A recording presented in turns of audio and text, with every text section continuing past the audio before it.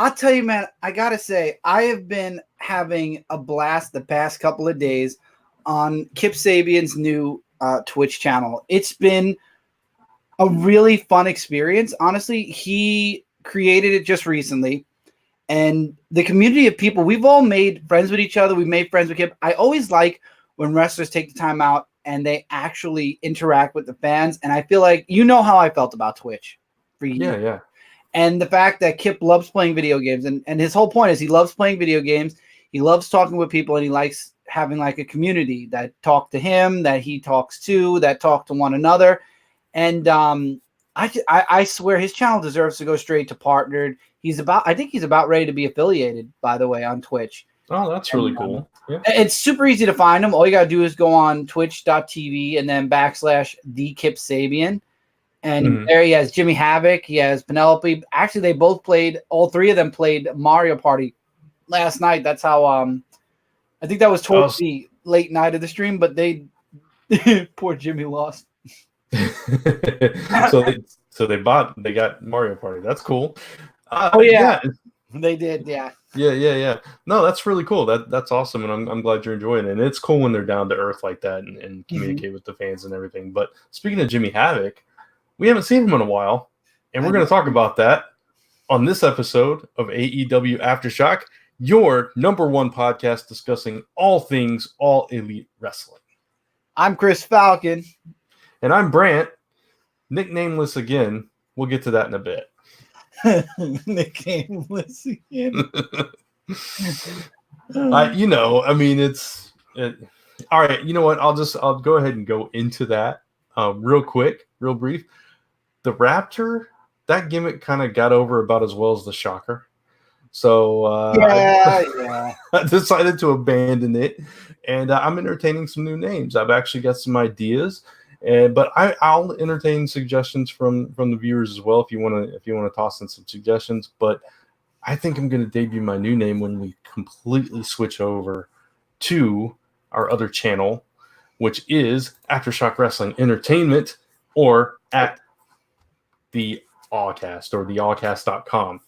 Took my line. I know I did. I totally stepped all over it, but you can say it all over again in a minute. For those of you that don't know, we're working on a good intro and a good outro. So we're going to be working on that the next couple of weeks until we fully transition to the AWE channel, and then we will have a down pat intro and down pat outro. Brant just stepped all over my lines where I was supposed to say you can find us on the AWE cast or the Awcast. Yeah, but I did. My line was the Awcast.com, so that part was mine. No, that was yours, and then I kind of went on with it. I apologize for that. No, it's fine. I don't have to script up just to make sure I don't mess up. I know, right? It's we're trying to get this down for when we transition to this channel. Everything's smooth. We got the audio version going smooth. We're trying to tighten up the show for you guys because we love you guys and we want to provide you quality entertainment. Yeah. So. And if you are on Twitch, again, if you do watch gaming on Twitch, the Kip Sabian, he does Call of Duty. He's done a horror game already. He started Evil Within. He is doing Switch games. Penelope Ford is going to be gaming. Jimmy Havoc is going to be possibly streaming certain games. A lot of fun stuff that's going to be happening. And I believe he's going to be affiliate. I believe he'll be affiliate by tonight, probably. Wow, that's awesome. That's really cool. I'll have to check his stream out. I actually did pop over last night. I think it was for a few minutes. I was getting ready to head to bed. But at the time he was playing, I think he was playing Call of Duty. Right? At that moment he was playing Call of Duty when you popped in. and he kept dying. But he was having a blast with it. It was fun. He does not like players with shotguns, by the way. Just putting that out there. Or slidey knife guys. Well, that too. But he's killing all those dog tags. But so we're going to talk about Jimmy Havoc some more when we talk about the preview for next week. Mm-hmm. But we haven't seen him in a while, so it's cool what we got to talk about. So, but before we get into all that, we should start talking about AEW Dark from this past Tuesday. So, running down the matches, just to say who won and who lost. Jurassic Express defeated Brandon Cutler and Sonny Kiss. Brandon Cutler cannot get a break. Hikaru Shida. Yeah, I know. Hikaru Shida defeated Melanie Cruz, who was with the Nightmare Collective. We'll definitely talk more about that in a minute. Kenny Omega and Riho defeated Kip Sabian and Penelope Ford. We were just talking about them in an interesting match that we'll definitely talk about. And Best Friends with Orange Cassidy defeated Shawn Spears and Colin Delaney, of all people. That was a team just made in hell. Well, first of all, Colin Delaney. I haven't seen Colin Delaney in years. That was interesting to see him back. And there was a whole Zach Gowen joke that they made with Taz. That was hilarious for all you old school WWE fans. That's kind of funny. But yeah, so Shawn Spears just walks out. Okay, he's never going to find a tag team partner. And he's still – dude did a two-step when he got a chop. I mean, what is Shawn Spears' character at this point? I don't know, but I feel like he's just – I mean, seriously, Shawn, just stay solo. Just don't even bother finding a tag partner. Just stick to one-on-one. I mean, seriously, it's becoming it's just stupid. I mean, this was a funny match. Like, it was funny as hell, yeah. When they go in for the double team moves and neither one of them, both of them were doing the wrong thing at the wrong time. It was hilarious. But yeah, it's just, I don't understand who Shawn Spears is at this I point. don't understand who he is anymore either. I'm kind of lost. I mean, ever since his fight with Joey Janela, it's just, he doesn't do singles matches anymore. He wants a tag partner. Yeah, exactly. And just to reference Brandon Cutler again, dude just lost again. I mean, that's all you can really say about him. I feel so bad. I want Brandon to get a win. He deserves it. He will once he takes that Dark Order mask off and he's in the middle of the ring with the rest of the Dark Order, beating everybody down. That's when he's going to get his win. Because we know it's him. He's one of the members. He's not the Exalted one, but he's that tall, skinny member. We know it. More than likely. We'll talk about the Exalted one later. Yeah, so the Nightmare Collective seems to be falling apart. Well, more like dividing. I feel like Brandy is still with Awesome Kong, but who might be out for a while. Because of what happened. Also, Glow is about to premiere on Netflix, and the comic is about to end, leading into the last season of Glow. Mm-hmm. But Mel seems to have whoever that other guy is. I don't know who he is at all. Luther. It seems that they've made a bond, and they're kind of going. I think they're going to be Brandy's issue. Yeah, comes away. And Brandy, speaking of issues, she's having therapy sessions that we're privy to through Dark, and she's just like, they're playing up this whole thing where she's being attacked on social media. That therapist, I think, is going to end up stealing the Nightmare Collective from her. I just have a feeling. Oh, that's interesting. I like that. So she's the manipulator behind Mel and Luther. I can see that. That can be interesting. He becomes the leader, and then Brandy's kind of ousted until Kong gets back. Yeah. So then you got to have somebody fight Luther. So who fights Luther? Dustin. There you go. That's good. I like that. That can work. You just solved it right there. We're good now. I'm pretty sure I'm wrong, but I mean, I think that would be perfect. Actually, that's a really good theory. So we'll go with that until we're shown otherwise. Mm-hmm. This match with Kenny Omega and Riho versus Kip Sabian and Penelope Ford. First of all, let's mention that this is the first ever mixed tag team match in AEW. Kenny Omega did a speech afterward, making a big deal of how they said they weren't going to have these, but then they changed, and now they are maybe. And I'm not against it though. That's the thing. I've grown used to it watching New Japan, watching the independent circuit, especially Kip Sabian and Penelope Ford. Before Penelope Ford and Kip Sabian, when her and Joey Janela were in a different company, after they broke up, ironically, and this was a story actually they were talking about on the Twitch channel. Joey Janela and Penelope Ford tagged all the time. Yeah. And they actually won a championship, I believe. Wow. The interesting thing about this for people that are used to mixed tag team matches in, like, say, WWE or whatever, this was actually men versus women. So right, yeah. When a woman comes in, you don't tag the other woman in. It could stay man versus woman. Right. So it was interesting. It was a dark match because it wasn't even filmed with the regular camera. It looked like it was cell phone footage. Oh my God, it was so bad. That's the one gripe I have is that camera was so bad. It was on the floor. Somebody was on the floor, like looking up at the ring. It was dark. I mean, you couldn't barely see it. But it was like being at a house show though, because you could hear all the directions they were throwing at each other and all that kind of stuff. Mm-hmm. It was a fun match. It was kind of hilarious. Kip loved it. He mentioned it on Twitch. He said it was one of his favorite matches. Yeah, and I have to say, we were giving Rio a lot of crap last week. This was the best match I've seen her in AEW.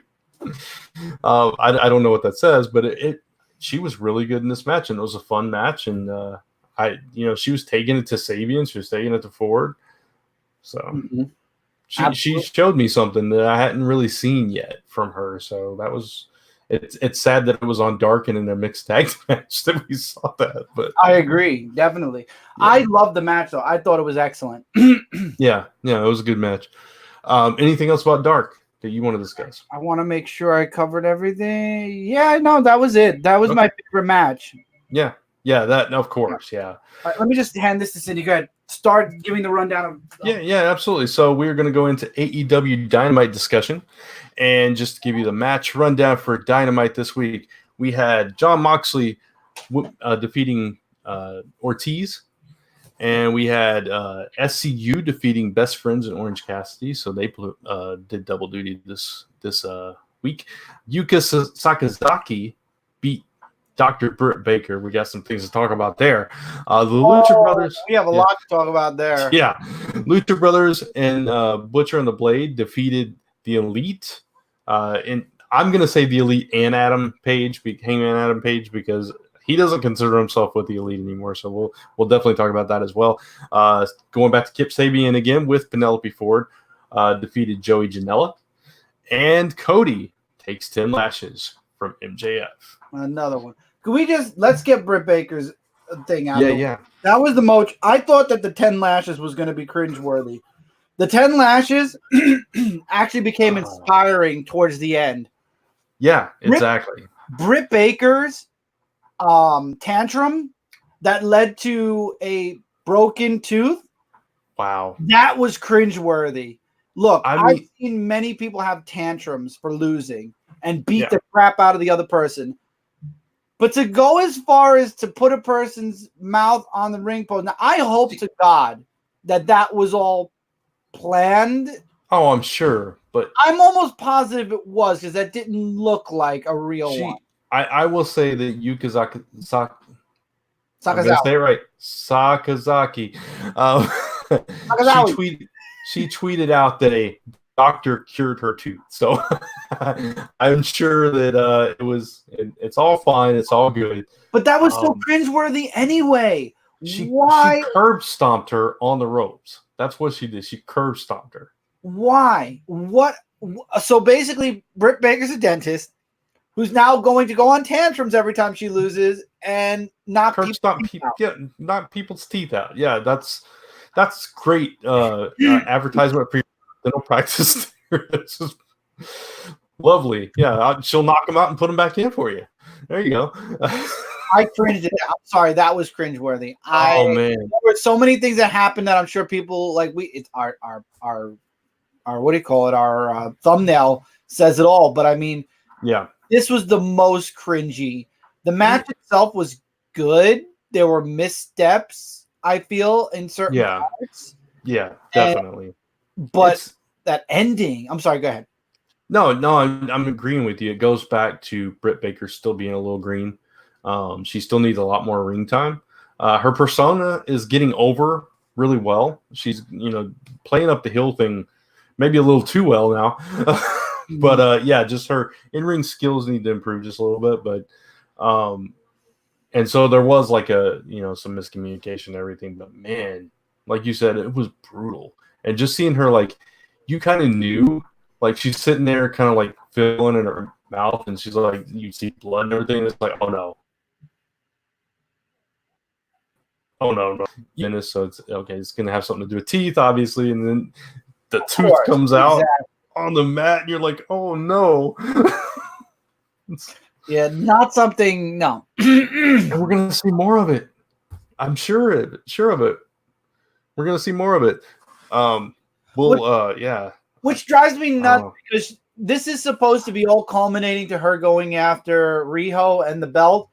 Yet Nyla Rose tries to jackknife her into a table, doesn't succeed because the table must have been real, and or hard. Or Rio's just so light that she couldn't break it. Or Riho was so 3 possibilities. Table was too thick, Riho was too thin, or it wasn't a breakable table. But because of that, she gets a title shot. How is that possible? Because there's no rules in AEW. You call your shots. That's it. It's there's a little bit of that WCW mentality going on with the way matches are made and things like that. That's a little aggravating. It's just a nitpick. I'm not, it's not a perfect show. So, and we're gonna call it out where it has flaws, and that's one of the flaws it has. It's sometimes you just nothing makes sense, But I will say, out of that, we did get our rubber match between Kenny Omega and Pac. Yeah, all this came in the aftermath of the Elite match, which we'll talk about in a second. But yeah, Pac's threatening Riho. That's what happens here, and then Nyla comes in and attacks Riho for him. So. Yeah, interesting way to get your matches. Both Pac and Nyla got their matches by threatening Riho. So hey, it's an Iron Man match of all things too. Yeah, that's what you got to do to get a match in AEW. Threaten Riho, and you get a match. That's all you do. I was thinking of just stealing MJF's ring. That'll get me a match. Or it'll get Wardlow hunting you down and then running like a coward into the crowd. Wardlow is a god. Why is he working with MJF? MJF, you remember that picture we saw of MJF when he worked in WWE when he was Brock Lesnar's security? Yeah. That's what he should be for. Somebody Photoshop this. Take Brock Lesnar out and put Wardlow in. That's what it should be. He should be Wardlow's security. That's about their partnership should be about. So you're saying that should be reversed. Right. Gotcha. Wardlow can do so much. He doesn't even need MJF, please. Yeah, they'll get to that point. This is totally a Diesel Shawn Michaels moment. He's being paid off because there's no way a man like him would ever work with him. Yeah, of course. He's gonna realize that he's better than that, and he's gonna turn on him one day. Good. Eventually. We'll see. I mean, look at his skills, look at his body. I mean, he literally MJF's a toothpick compared. All Wardlow needs. I mean, seriously, maybe it's the money. It has to be the money. I don't know. I mean, he's not a toothpick. I wouldn't say that. He is built. He played football. Wardlow versus him. Who wins? Oh, of course, Wardlow. I rest my case. But I'm saying you can't totally dismiss MJF though.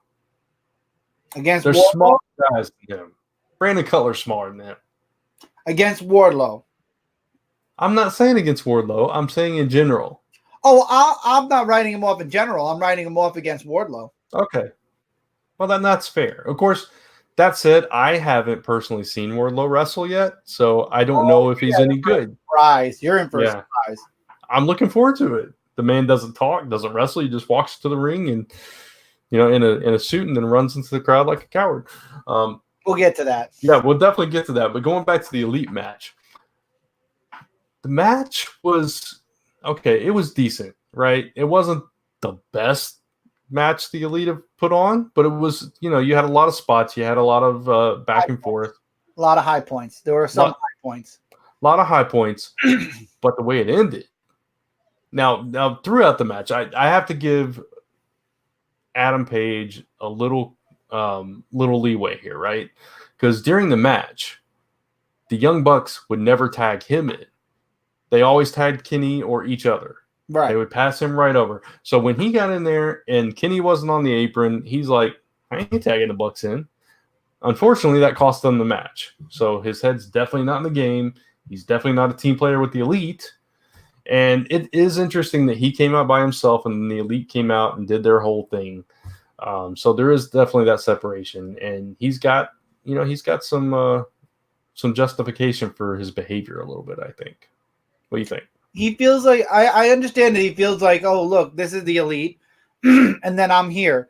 And remember, Cody's so busy with MJF right now that Cody's kind of dealing with his own thing. So the elite right now, the group, are the three.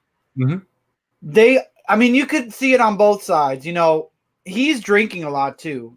The glass magically turns into a pitcher thing. Yeah. I wanted to get to that. Yeah. But between Adam Page's drinking, the elite not being, aware or sensitive to the fact that they are kind of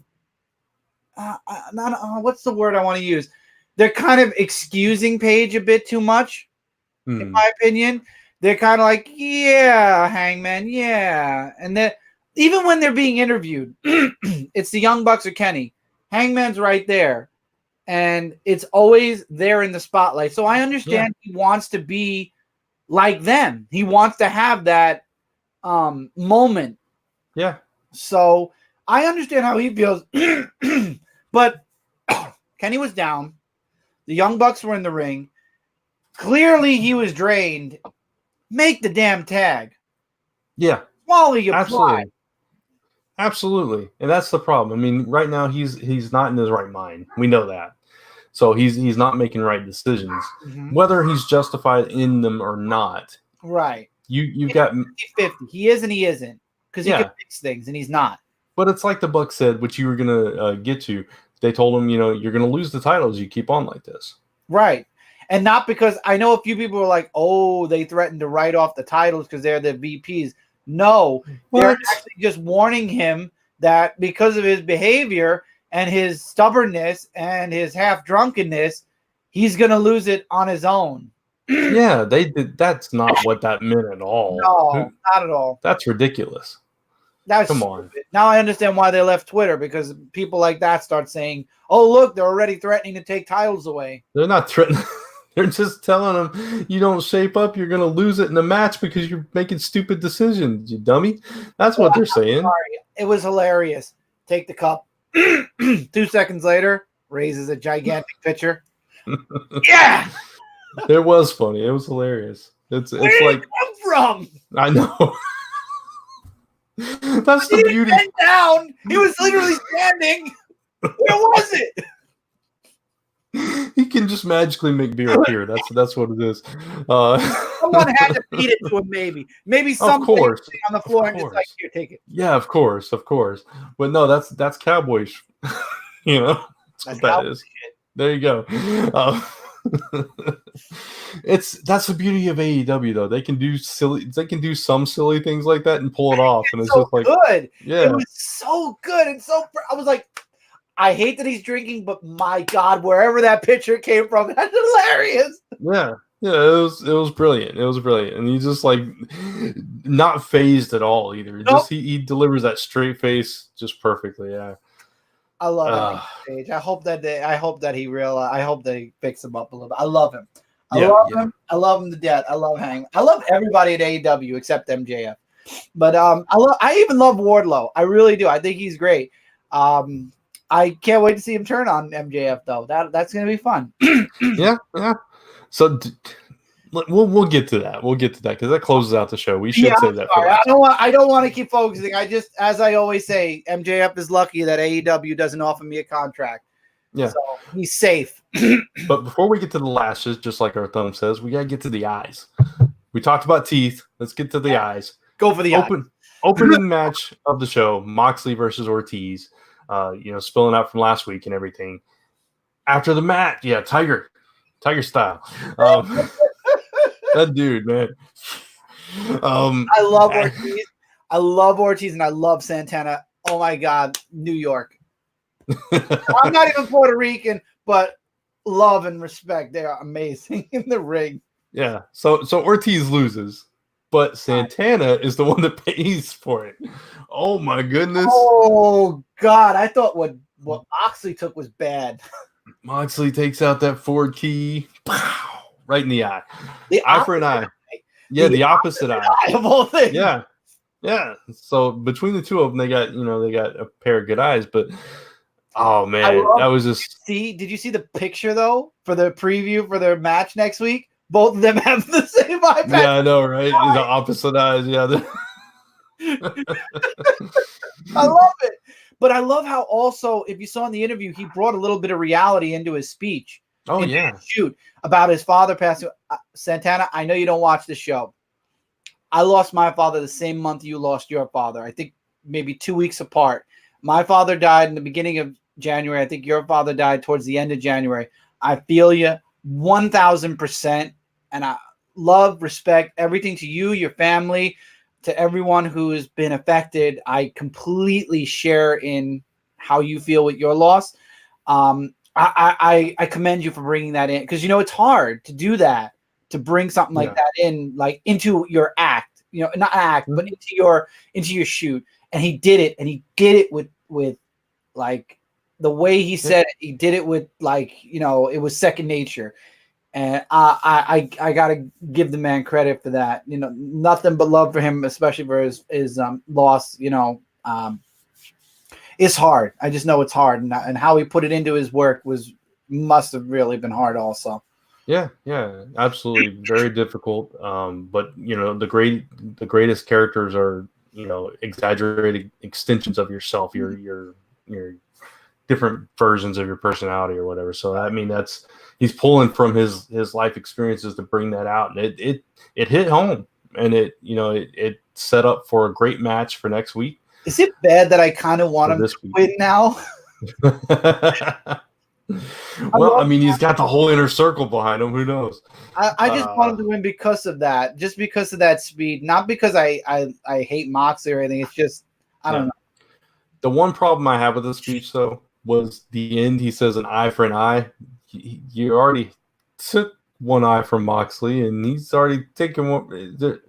What, you just gonna keep going until there's no eyes left? Is that what this is? I mean, he could always walk out with a big old bandage over his eyes. Right? Moxley's wrestling blind for the rest of the year. That's in New Japan yesterday. He retained, by the way. Congratulations, Moxley, for retaining. And now Zach, I forgot his last name, wants his belt. But he didn't have an eye patch on. He had both eyes open. He just was squinting with one. Yeah. Well, maybe he'll be all better come Wednesday. Maybe. I don't know, but just to have it spiked out again. Yeah. That's what's going on. I have a question for you before we move on, because Santana said this on Twitter. He said people mistake him for Ortiz all the time. He probably just means they forget which one's which, right? Yeah. Exactly. Not that they look alike, obviously. I think he was insinuating possibly that. If that's the case, then people are really ignorant. Oh, yeah. I'm sorry, but even though I knew them very briefly in LAX in TNA, I knew them apart almost immediately. He means the airport. We can't say that. No, I'm kidding. That was from Being the Elite. I know that. I watched it. Okay. I watched the. I know you did. I didn't know if you remembered it or not, but yeah, it was funny. The airport. Yeah. Ortiz. I love how Ortiz just popped in. Oh yeah, but Anyway, I was going to transition into Darby Allin, because we're talking Inner Circle. And Darby Allin has a bone to pick with Inner Circle at that whole skateboard thing. He gives this really creepy promo where he's in a graveyard, right? Mm-hmm. Or just and he's like burning with a flamethrower, the cardboard, like a torch. Sammy, and Chris, and guess what? He already fought Chris. I know exactly who he's going for. The person who did all the damage. Exactly. Exactly. Darby versus Sammy, baby. And Sammy, run. It's the Revolution. Oh, that would be good. Opening match. Let's do it. Tear the house down. That's up to AEW. That's not up to us. No, of course. Darby and Sammy, tear the house down. That'd be great. Absolutely. Oh, man. Chris Falcon and the man who's now nameless for the next 2 weeks, running AEW for one show. Chris Falcon and the Nameless. There you go. There's a nickname. That's not it. It's not even close. So we got one more thing to talk about before we get to the lashes, and that is SCU.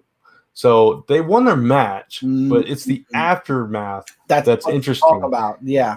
Now, before we get to that, though, conspicuous by his absence, Christopher Daniels did not even come out with SCU, let alone come to the ring with them. Right. Which is unusual. He usually comes to the top of the stage, gives them a fist bump, and then walks back to the back, right? So this time he didn't even come out at all. So SCU wins, match is over. Dark Order floods the ring, attacks both teams, beats the crap out of everybody, right? Yep. Out comes Christopher Daniels, who's miraculously there now, comes out, and they won't touch him. They're like, nope, hands off Christopher Daniels, walk away. I like how they offered Orange Cassidy a mask, and that's true. That was a beautiful thing. That was a beautiful thing. Love it. I just loved the thought of like Orange Cassidy. It's a Dark Order. Just with the mask going. Yeah, he becomes the Blood Orange. Oh, that's a good one, actually. But yeah, so it increases the what do you call it? The suspiciousness of Christopher Daniels. And it takes an Angel. Yeah, exactly. I really think there's a case to be made for Christopher Daniels being the Exalted One. I don't think he is now. I think they're trying to make it look like it's him, and then there's going to be a swerve. I have a feeling SCU's going to get mad at him because remember, being the Elite, they saw the mask. Right, in his suitcase. Yeah, exactly. They're going to question, and that's where they're going to separate. It's going to be like Sting all over again. You didn't believe me. Yeah. Oh, yeah. Oh, still, though, he could still, either way, he comes back as the Fallen Angel. Yeah. Revitalizes his career. I love it. Either way, I'm good. Yeah. But I will tell you this. If it's not either Christopher Daniels, Matt Hardy, or somebody else of renown, by the way, Matt Hardy's contract is 100% up soon, and he's not coming back. There's rumors that Hardy Boys want to end their wrestling career, retire through AEW. Rumor, but not. Of course.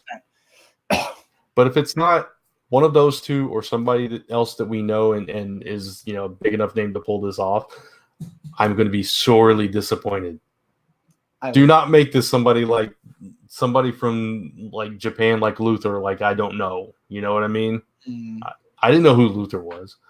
And I'm not saying don't. Japan? Huh? Luther was from Japan?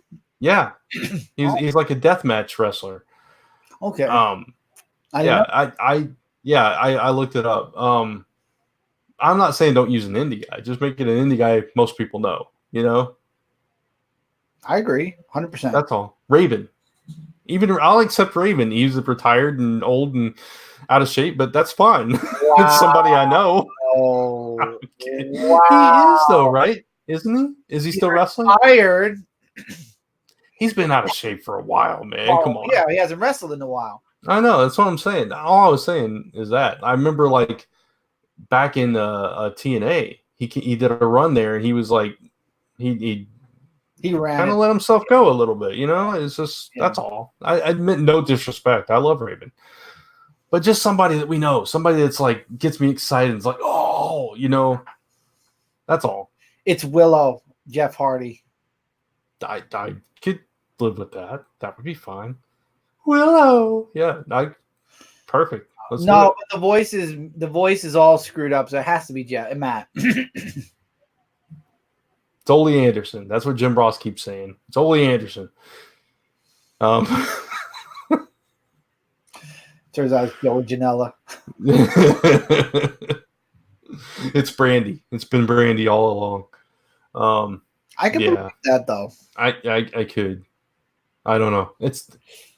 What if it's Dustin? That'd be terrible. Oh. Whoa, that would be like I hear the Inception song right there. Yeah. There's so many possibilities. I just want it to be cool. If it surprises me and it's cool, then I'm good. I don't care. Agree 100%. There you go. So let's get to the finale, the 10 lashes, the most uncomfortable part, I thought, and it still was pretty uncomfortable part for me. They use Cody's belt even. I hate MJF so much. I mean His attitude and personality make me want to strangle things. And it's not a natural feeling to want to strangle people. No. It was an intense segment. It was good, right? It was powerful because it was Cody like just standing there and taking it, and it was hard because it not only was he selling it well, but obviously from that picture, it was leaving marks like immediately. And it was, I mean, he kept hitting them in the same spot over and over again too. Yep. So it was just getting redder and I thought redder. that was bullshit that nobody could take Cody's lashes, but Wardlow could actually have a whip with it. Yeah. Unfair. Why can one side get it, but the other side? Well, first of all, honestly, not even that. The other side can't step in. The other side shouldn't be allowed to either. It should have been him versus him, period. Right, exactly. I agree. And then that last one he takes across the chest when he turned around. But I love the way that this went down as far as like you had all the heels up on the stage watching and just kind of excited because Cody, the big hero of the company, is getting most of the people he fought. Exactly. Right. And then one by one, his inner circle, no pun intended, starts coming out. Arn Anderson, Dustin, Brandy. And when the Bucks. When Arn came out and he got he pulled him over, you probably weren't watching WCW at this time because it was before NWO and all this. It was when Sting was at his height and stuff. I think it was 1990 this happened. There was a match where Lex Luger was fighting Ric Flair for the world title. And Sting was out with a leg injury. He had knee surgery, so he was on crutches. And Luger just couldn't beat Flair. He couldn't put him down, right? He'd never beaten Flair to this day, never been the world champion. He couldn't do it. And he's getting frustrated. And Sting comes out. Sting's music hits. He comes out on crutches. He gets up in Luger's face, and he slaps Luger across the face. And it just snaps Luger into it. And he's about to beat him, and then the Four Horsemen attack him and whole thing. Anyway, but that's the kind of vibe it gave me when Arn Anderson came out there and pulled Cody over and was just like pushing him, motivating him. You can do, and it was just like I don't know. It was just there was something powerful in that particular moment for me. Yeah. So it was good. It was the way it all went down, and then Brandy was that last voice to hear say, "There, you got one more. Just take it, get through it." And yeah, it was good. Hard to watch, but of course, pissed off because he lasted all 10. He didn't think he was going to do it. Yeah, that when he turned around and he hit him across the chest, I think that was frustration. It's like, you won't stay down, so I'm just bam, and then he ends it. He starts to I knew he was going to go for the balls again. Of course, he's such a chicken. Low blow, then runs. But Wardlow runs right behind him too. It's like they both understand that. Why would Wardlow have to run? I know it looked terrible. Him running. I will say it's a good thing he had Wardlow next to him because a fan went to try to beat him up. That was a fan. I thought at first I thought it was Trent from Best Friends because he had the black headband on and everything. Because the AEW locker room emptied out, if you remember, and they all kept running to the ring to stop him. I thought Trent just took the initiative and ran after him, and then I found out it was a fan. I was like, whoa. I knew it was a fan right from the start because they quickly shifted the camera off of it, and I was like, oh. I knew. I thought it was the camera shifted. I'm like, oh. Yeah, exactly. And they went back to him, and Wardlow was gone. Yeah, because Wardlow was beating down a fan. Yeah. Oh, man. It's like that fan felt like you do towards MJF. He was like, I'm going to kill this guy. I'm smart. I want AEW to give me a contract so I can beat up MJF. I'm doing it the smart way. I'm not just going to jump out of the rafters, or out of the crowd and go beat up MJF. I'm smarter than that. I know I'm going to get taken out by security, and good luck ever wrestling anywhere near AEW after that. Yeah. Or going to an event. You have to train and get in there and get your contract, get signed, man. We got to document that if that happens. We'll talk more about that at a later date. Like the New Age DDP. Nowhere near as legendary, but I mean halfway would be fine. Okay. You think DDP is legendary? No, TDP is definitely legendary. Okay, I'm saying I would be nowhere near that. Yeah, of course. Not legendary. You never know, though. You never know. All I know is I would, if AEW offered me a contract, I'd say give me 9 months. Let me get into shape. Give me some training. I think you're thinking backwards. I think you would get in shape, get training, and then they'd offer you a contract. If they would say, hey, do this and you'll get that, like it's a do this and get that, I would do that to get the contract, get into AEW, and then I feel bad for MJF. Yeah. Then I really feel bad for MJF. I think you just got to put the work in and then approach them and see what happens. I'm going to put the work in and let them find me. Trust me. There you go. I think they'll find me. Okay. There you go. We'll keep tabs on this whole journey as it goes down. Somewhere we will. I wonder where we'll keep tabs on it. You know, I mean, there has to be somewhere where we can keep tabs on it. It's at the corner of my tongue, and I just don't know.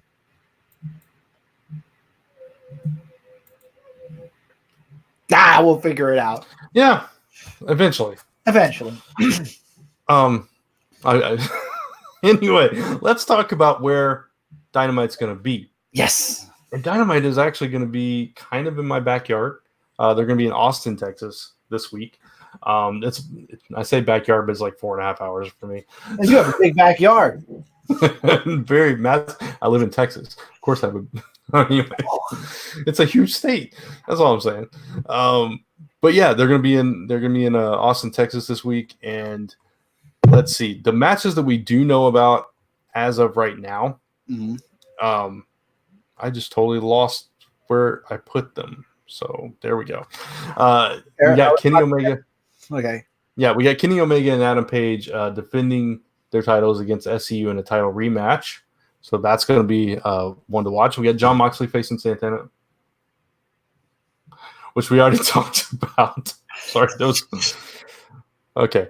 Kind of a grudge match. Anyway. Starting in Brant's backyard, apparently. I know, right? And we got Riho defending the AEW Women's title against Nyla Rose, who got it by throwing Riho through a table. That's how you get a match in AEW. That's the only matches that I could find so far. They didn't have the full show preview up yet. So right. They usually do after dark or they usually put up. I noticed their social media. They're so, their next focus is dark. So everything dark. So like Brant's about to probably tell us every single dark match, but they won't have everything for Dynamite until during dark, after dark, or on Tuesday, which we don't want the show to go, or on Wednesday, and we don't want the show to go up when the new show goes up. So yeah, exactly. But that's a good tease for you. That's enough to get you to watch, right? So dark. Now, I will say this is spoilers for the matches that were taped for dark. There's always a chance that not all of these will make the actual show, right? So the matches that we know about though are the Dark Order versus Jurassic Express, Riho versus Shoko Nakajima, Hikaru Shida versus Cassandra Golden, and as we talked about at the top of the show, Jimmy Havoc returns to the ring to take on Sonny Kiss. That's going to be a fun match. Yeah, absolutely. We haven't seen Jimmy Havoc since December, I think mid-December, so it'll be a treat to see Jimmy Havoc back in the ring.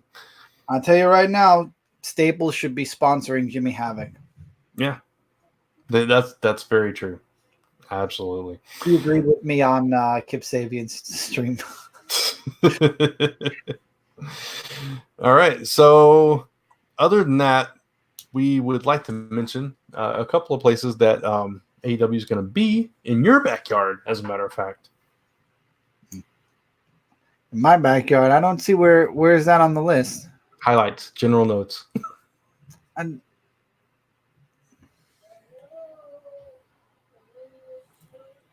I in the right place? The tight ship, folks. Tight ship we run here. It's a tight ship that you went from the bottom. Now am I going back to the top? No, highlights. The highlights section. General notes right under highlights. Yeah. Okay. I got it. Okay. Oh, they're going to be in Rochester. That's nowhere near my backyard, Rochester, New York. Well, how far is it? Echo, how far is Rochester, New York from Brooklyn?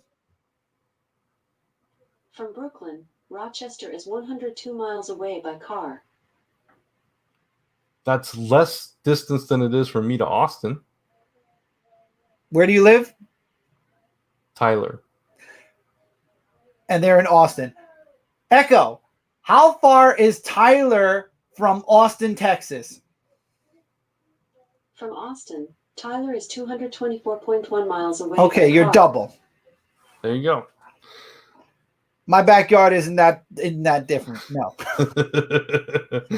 Anyway, March 18th in Rochester, New York, and the following week in Newark, New Jersey, which is kind of in your general vicinity as well. I'm not going to do it again. March 25th. I just thought it would be an interesting thing. We don't have to do this every time, but since they were in our states, I thought we would mention that they're going to be nearby for Right. all our any viewers that are local to us that want to go check out AEW. That's where they're going to be. And next time, Brant is going to put that in a different place on the agenda, so this way I don't go up and down looking for it. Sure, it'll be in a different place than highlights and general notes. Thank you. Places. Hey, okay. Things. Anyway, that's it for this episode of AEW Aftershock. And I'm on the ball with this, man. I'm totally on the ball with there everything. already. I don't believe this. What? Right there. What? No, go ahead. There you go. Now go ahead. If you like the show, please give us a thumbs up and subscribe.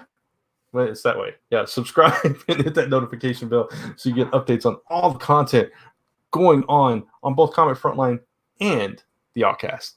Exactly. And if you'd like to subscribe to Aftershock Wrestling Entertainment, all you have to do is type in. That was you, theallcast.com. No, I thought you had that. Theallcast.com. There you go. I thought it was you. I thought literally you had it. You just screwed up the whole intro and outro for this one. We're going to get this down pat, I promise. So you can find us on YouTube at theallcast.com. And if you'd like to sponsor the show or you have suggestions or questions for us, you can send those to team@theallcast.com. That was your line. Sorry. I know it was. So Thanks for... Go ahead. No. You're next. I am not doing that. So go ahead. Keep going. Thanks for watching. For Chris Falcon, I'm Brant, the nameless one. And this has been AEW Aftershock. Don't forget to soar high. And aim for the sky. Got it this time. I didn't cut you off. No, you didn't.